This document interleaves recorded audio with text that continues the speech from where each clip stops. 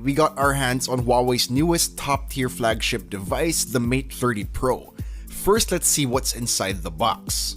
First up, we have the phone itself, then a smaller box that has the SIM ejector tool, then we have the supercharger, USB-C cable, and a pair of earphones. For the most part, in the hands, the Mate 30 Pro feels like a slightly thicker P30 Pro.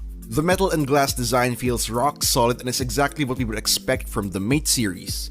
The camera-focused design language on the back comes from the same DNA as last year's Mate 20 Pro, but now looks cooler and more futuristic. This one we have here is in the space silver color that doesn't have an exact look. It absorbs the ambient color of the environment it's in, so what you're seeing here may not be what you'll see in person, which I think is really cool. However, it's still really glossy and slippery, and since it's glass, it's a pure fingerprint magnet. Up front, we get a 6.53-inch OLED display with a resolution of 2400 by 1176, which yes, has a thick bar-type notch on top, but in this case, I can actually forgive this, since it's not as tall as an iPhone notch, and since it packs the important 3D depth camera for secure face unlock. For all intents and purposes, display quality is pretty much the same as what you would get on the P30 Pro, but what definitely sets this display apart are the extremely curved edges which Huawei calls the Horizon display. It gives a literal edge-to-edge viewing experience, and granted, it's not the first time we've seen it.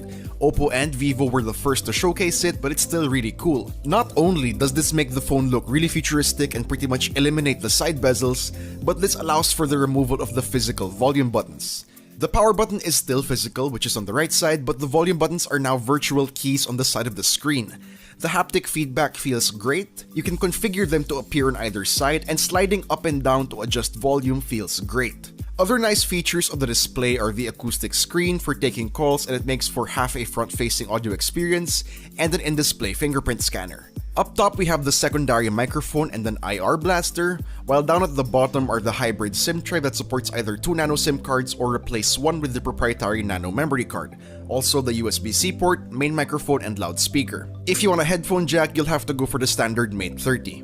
Taking a closer look at the back of the device, we have 3 main cameras, a 40-megapixel main, 40-megapixel ultrawide, and 8-megapixel telephoto. Also, there's a 3D depth sensor.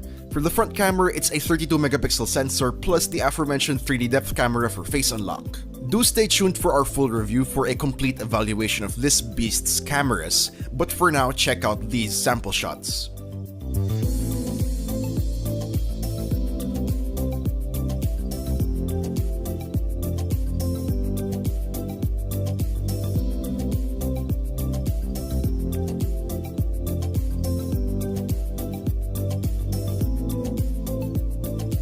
Rounding out the specs, we get the latest 7nm Kirin 990 chipset that has the new GPU turbo. We got 8GB of RAM and 256GB of internal storage. And for battery, a 4500mAh cell with support for 40W supercharge, 27W wireless supercharge, and reverse wireless charging. And note, the phone we have for this video is the Chinese 4G version, not the 5G version.